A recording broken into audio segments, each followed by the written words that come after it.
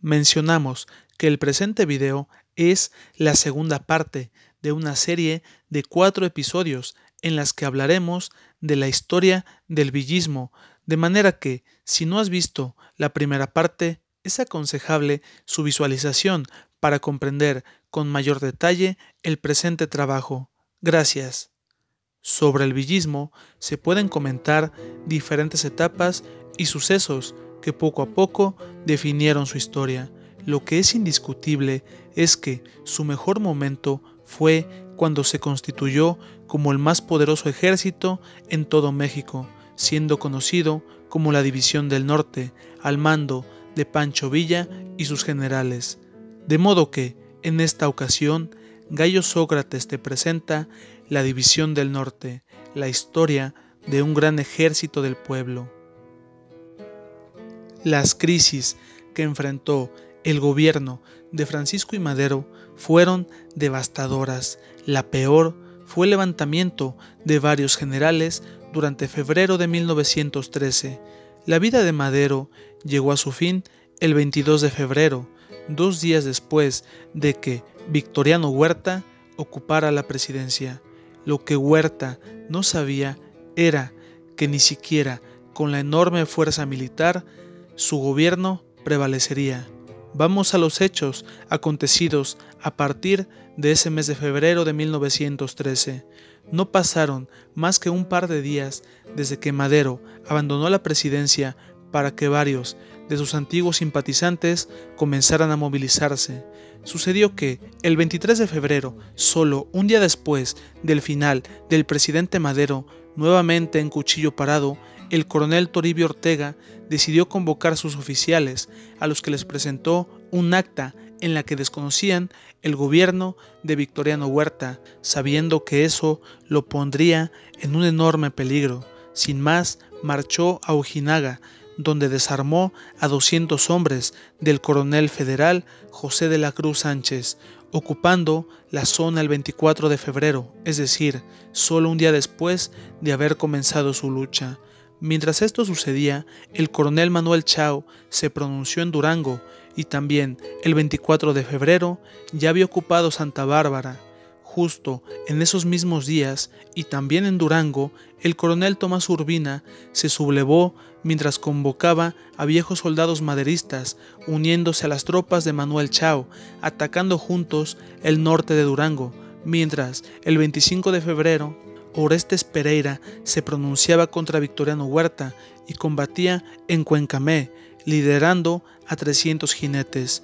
Finalmente, siendo el día 8 de marzo de aquel turbulento 1913, Francisco Villa dejó Texas y cruzó la frontera, acompañado solo por 8 hombres, llegando a San Andrés, donde convocó a muchos de sus antiguos soldados, los cuales se habían pronunciado durante el mes de febrero. Siendo el 7 de abril, decidieron tomar Santa Isabel, donde Villa decidió enviar un mensaje de telégrafo al gobernador en el que, a sabiendas de que el gobierno buscaba extraditarlo para acabar con él, lo desafió, diciendo: «Le evito las molestias, ya aquí me tiene en México, dispuesto a combatir la tiranía que usted defiende, la de Victoriano Huerta, la de Mondragón y todos sus secuaces». Finalmente, Villa había entrado en acción. Durante esos meses también sucedió algo que cobraría gran importancia en la historia del villismo, debido a que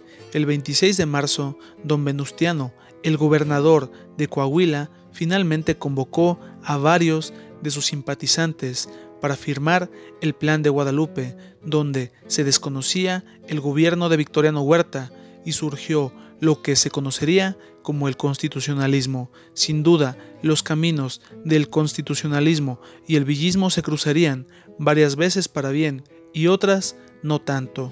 Durante su campaña, Villa se vio fortalecido gracias a un cargamento de insumos militares que llegó desde la frontera de Sonora, gracias a la mediación del coronel Plutarco Elías Calles, que en un futuro sería uno de los muchos adversarios del Centauro.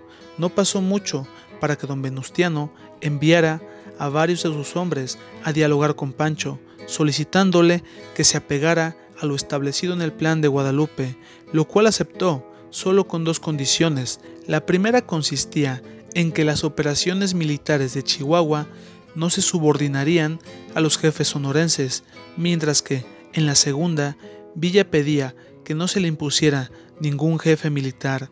Fue así que Doroteo Arango y sus tropas comenzaron a brindar su apoyo al constitucionalismo.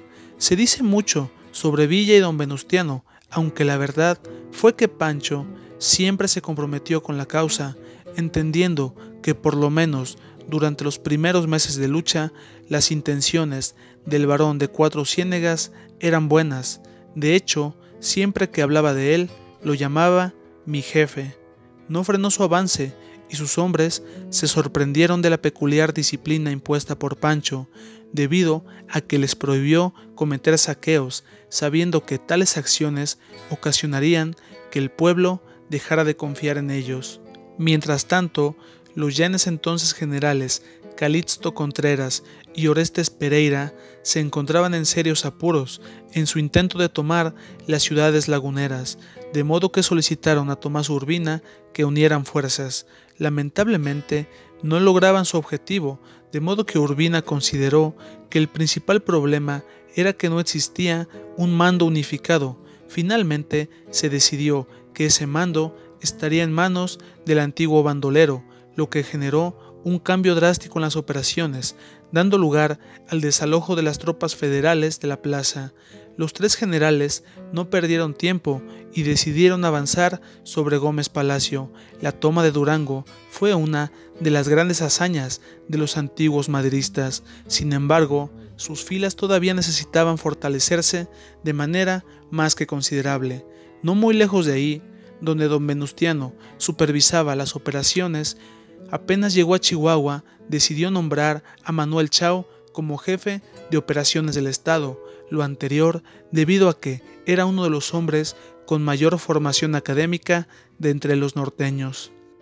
Lo más interesante de todo lo anterior fue que los antiguos maderistas alcanzaron el grado de general durante esta etapa de la lucha. Sin embargo, no fue el llamado primer jefe quien les dio el ascenso, sino sus propios hombres, debido a que confiaban plenamente en ellos. Ya para finales de agosto de 1913, las fuerzas de Pancho Villa habían tomado San Andrés, obteniendo diversos materiales como trenes, varios cañones y otros insumos de las tropas federales. Sin embargo, la lucha de los norteños no se parecía en nada a la de otras facciones del constitucionalismo, debido a que seguía tratándose de grupos desarticulados. Fue así que a finales de septiembre de 1913 se decidió llevar a cabo una asamblea entre varios de los generales norteños, siendo exactos la madrugada del 29 de septiembre, teniendo como escenario la hacienda de La Loma, en Durango. Llegaron incontables hombres de a caballo, varios de los pioneros del maderismo y defensores del gobierno legítimo. Se encontraban entre los presentes Orestes Pereira y Calixto Contreras, junto a Sixto Ugalde y Toribio Ortega, sin olvidar a Tomás Urbina y Pancho Villa. Se discutieron varios asuntos, siendo el más importante de ellos la necesidad de que la lucha aislada llegara a su fin, debido a que los desafíos que los aguardaban escapaban completamente a las posibilidades de los pequeños grupos que hasta ese entonces habían combatido. En otras palabras, era necesario conformar un solo ejército y unificar el mando. Los candidatos para encabezar ese nuevo ejército fueron Pancho Villa junto a Calixto Contreras y Tomás Urbina. Después de una acalorada discusión, Villa fue elegido como jefe del nuevo ejército. La única condición sería que el nuevo general de división solo le entregaría cuentas a sus hombres, debido a que ellos habían sido los que le entregaron el mando. De ese modo nació la División del Norte y comenzó el verdadero final del huertismo. De las primeras acciones de este nuevo ejército destaca el ataque a Lerdo y Gómez Palacio, defendido por Benjamín Argumedo, antiguo maderista y famoso por su valor. Ya para el 1 de octubre, luego de difíciles combates, las ciudades de la comarca se encontraban en manos de los villistas, o mejor dicho, de la División del Norte. Lamentablemente, disponer de un gran ejército no garantizaba la victoria. Villa aprendería a la mala esa lección. Del 5 al 8 de noviembre, los villistas intentaron tomar Chihuahua, fracasando ante las fuerzas de Pascual Orozco y Salvador Mercado. Su fallo se debió a que no escuchó a sus lugartenientes y actuó por cuenta propia. Desde entonces, decidió atender a los consejos de su gente. De igual manera, aprendió que las batallas no se ganan solo con valor, sino con estrategia. Siendo el 12 de noviembre, los villistas tomaron un tren. Días después, sucedió que Pancho dijo: «Miren, compañeritos, ya tienen ustedes aquí el tren que yo les pintaba al proponerles nuestro ataque sobre Ciudad Juárez. De lo demás, no se apuren. Juárez es de nosotros antes de 24 horas». Villa embarcó en el tren a varias de sus brigadas y obligó a los telegrafistas a convencer al jefe de la estación de permitir la entrada de ese tren, que supuestamente llevaba un cargamento de carbón. Fue que el jefe accedió y pasada la medianoche del 15 al 14 de noviembre, los hombres de Villa bajaron en la estación de Ciudad Juárez y lanzaron un ataque sorpresivo, venciendo a los defensores y tomando prisioneros. La anterior acción fue conocida como el Tren Troyano de Pancho Villa. La toma y la caída de Ciudad Juárez incrementó la fama de la División del Norte, dejando en claro que ya no se trataba de un grupo de hombres que combatía sin medir las consecuencias. Ya para el 8 de diciembre de ese año fue que Pancho ocupó el gobierno de Chihuahua, emprendiendo acciones diversas como la creación de escuelas y confiscación de los bienes de los enemigos del pueblo. Naturalmente que esto último no le gustó al primer jefe, de manera que, por parte de Manuel Chao, buscó que existiera cierta moderación en la administración de Doroteo Arango. Fueron muchas las dificultades que enfrentó el gobierno de Pancho, siendo una de las mayores la falta de capital, de modo que el gobernador dijo: «Si todo lo que se necesita es dinero, solo emitámoslo».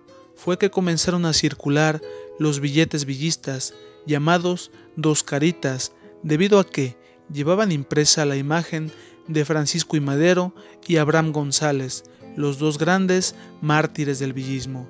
Llegó el año de 1914 y Chihuahua se encontraba en paz, siendo el 7 de enero, debido a una sugerencia del primer jefe, Villa cedió el gobierno de Chihuahua a Manuel Chao. Si bien dejó el cargo, no dejó el poder. Supervisaría a Chao y a quienes lo sucedieran en el cargo.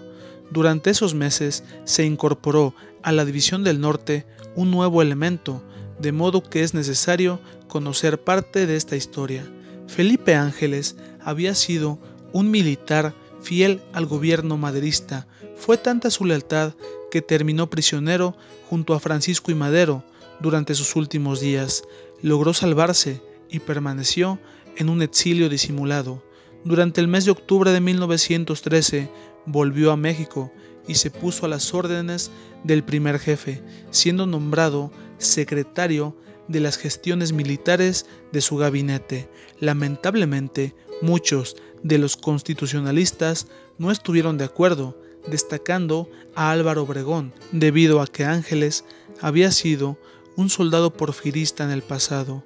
Fue que se le asignaron distintas tareas administrativas, lejos de los campos de batalla. Sin más, Felipe se acercó al gobernador de Sonora, José María Maytorena, simpatizante de los villistas. Maytorena estableció contacto entre Ángeles y Pancho Villa, ocasionando que el Centauro enviara un telegrama a don Venustiano, solicitando que Felipe se incorporara a la División del Norte. Sin pensarlo dos veces, el primer jefe aceptó, sobre todo porque así evitaría conflictos al interior de su gabinete. Finalmente, en marzo de 1914, Felipe Ángeles se unió a la División del Norte, siendo el jefe de artillería. Llegados a este punto, vale la pena hacer una pausa para hablar sobre la composición del poderoso ejército. Se encontraba bajo el mando de un general, siendo Pancho Villa. Se conformaba por cerca de 20 brigadas. Varias fuentes dicen que eran más. Vamos a hablar solo de algunas de ellas. La primera fue la Brigada Villa, dirigida inicialmente por el Centauro. Dejó el cargo cuando se convirtió en jefe de la División del Norte. Después tenemos a la Brigada González Ortega, liderada por Toribio Ortega. Se llamaba así en honor al militar liberal que enfrentó a los conservadores y a los franceses durante el siglo XIX y a quien Toribio Ortega admiraba. Dominaban el desierto oriental de Chihuahua. La Brigada Morelos fue encabezada por el general Tomás Urbina, destacando varias zonas de Durango y Chihuahua. La Brigada Juárez de Durango se encontraba bajo el liderazgo de Calixto Contreras, mientras que la primera de Durango era dirigida por Orestes Pereira. La Brigada Chao, en cambio, se encontraba bajo el mando del general del mismo nombre, dominando varios distritos de Chihuahua. Se contaba también con una brigada sanitaria, disponiendo de médicos y camilleros. De igual manera, se conformó la Brigada de Artillería o Artillería Divisionaria, bajo la dirección de Felipe Ángeles. Finalmente, se encontraba la escolta personal del jefe, conformada por varios de los mejores elementos del villismo, 99 para ser exactos. Fueron llamados los Dorados y su principal misión era la protección del Centauro. La División del Norte no solo fue el ejército más numeroso de la época, disponiendo de más de 20,000 efectivos, sino que era uno de los más fuertes. Lo más interesante es que muchos hombres del norte del país decían: vámonos con Pancho Villa, llevándose consigo a hermanos, amigos, vecinos o conocidos. De sus integrantes destacamos a militares con formación, médicos, intelectuales maderistas y profesores, lo mismo que muchos antiguos bandoleros, campesinos y caporales, sin dejar de lado a obreros, albañiles, campesinos, maquinistas y antiguos peones. Lo anterior demuestra que la División del Norte siempre fue un genuino ejército del pueblo. Después de esta pausa, sigamos adelante. La División del Norte ya había ocupado distintas zonas, mientras el primer jefe no podía creer cómo un supuesto ejército sin organización lograba semejantes hazañas. Más allá de esto, Victoriano Huerta disponía de un último bastión, Zacatecas. Los villistas decidieron avanzar hacia allá. Sin embargo, don Venustiano dijo que eso no sería posible, debido a que había que tomar Saltillo. Los generales de brigada comenzaron a discutir con el primer jefe, señalando que de hacer eso, los federales podían fortalecer su posición en Zacatecas. La decisión de don Venustiano fue definitiva. Sin más, Villa dijo: vamos a darle gusto al jefe. Si él quiere que tomemos Saltillo, vamos a tomarlo en el acto. Saltillo era ocupado por cerca de 15,000 soldados, bajo el mando de Joaquín Mas, de los que un tercio se encontraban destacados en Paredón. Felipe Ángeles decidió que debían atacar a ese grupo, debido a que su posición era frágil, lo que permitiría combatir a los otros 2 tercios sin mayores problemas. Fue que se envió un ataque conformado por 8,000 jinetes, que en menos de media hora lograron poner en fuga a los adversarios, mientras que la caballería de Toribio Ortega se encargó de poner fin a los otros federales. Los villistas tomaron Saltillo mucho antes de lo que don Venustiano había supuesto.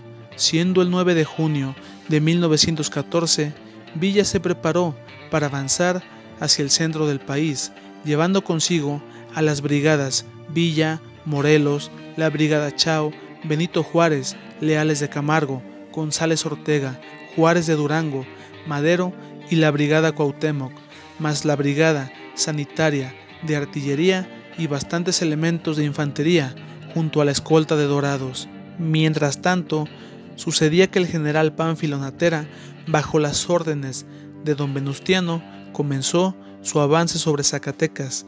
Los siguientes días estalló el conflicto entre el primer jefe y los villistas, debido a que éste les prohibió que avanzaran.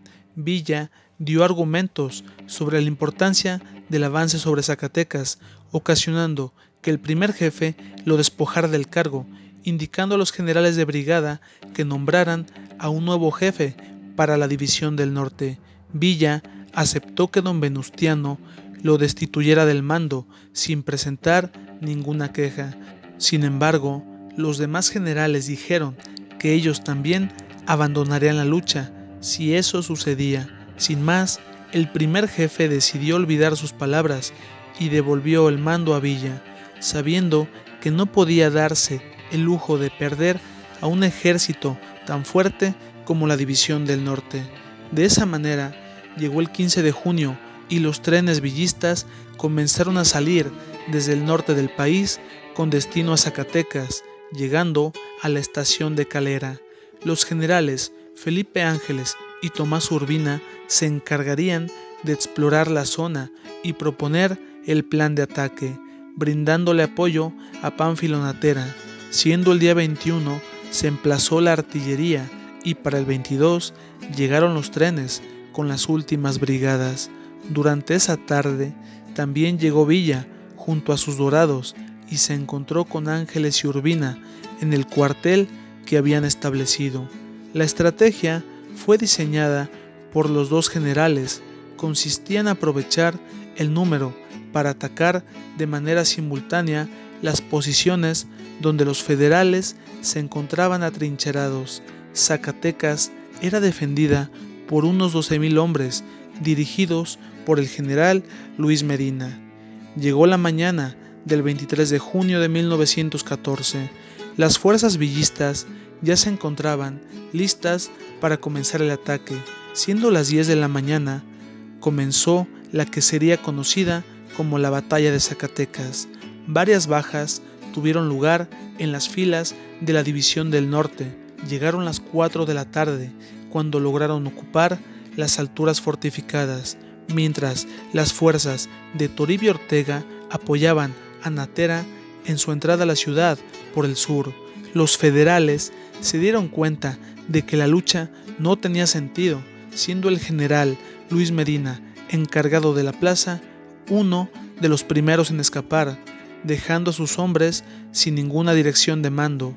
Benjamín Argumedo intentó combatir, logrando mantener la línea de defensa, siendo superado en poco tiempo por los combatientes de la División del Norte. Fue así que tuvo lugar la toma de Zacatecas, siendo ese el cuarto ejército de Huerta vencido por los villistas en esos últimos 3 meses. Lamentablemente, sería esa también su última batalla. Sabemos que solo se trata de un tecnicismo, sin embargo, la División del Norte apoyaba a las filas constitucionalistas y en poco tiempo habrían de separarse de forma definitiva. Después de unos meses, dicha organización sería conocida como Ejército Convencionista o Cuerpo del Ejército del Norte, sin dejar de lado que muchos de sus generales ya no serían los mismos, de modo que la División del Norte dejaría de existir luego de la caída del huertismo y no en 1915 durante las batallas del Bajío. Lo anterior será el tema de la siguiente entrega, donde se hablará de la Convención de Aguascalientes, la separación definitiva con el primer jefe y los combates del Bajío. De ese modo, llegamos al final de este video. Si te gustó, danos un like y suscríbete para más trabajos. Gracias.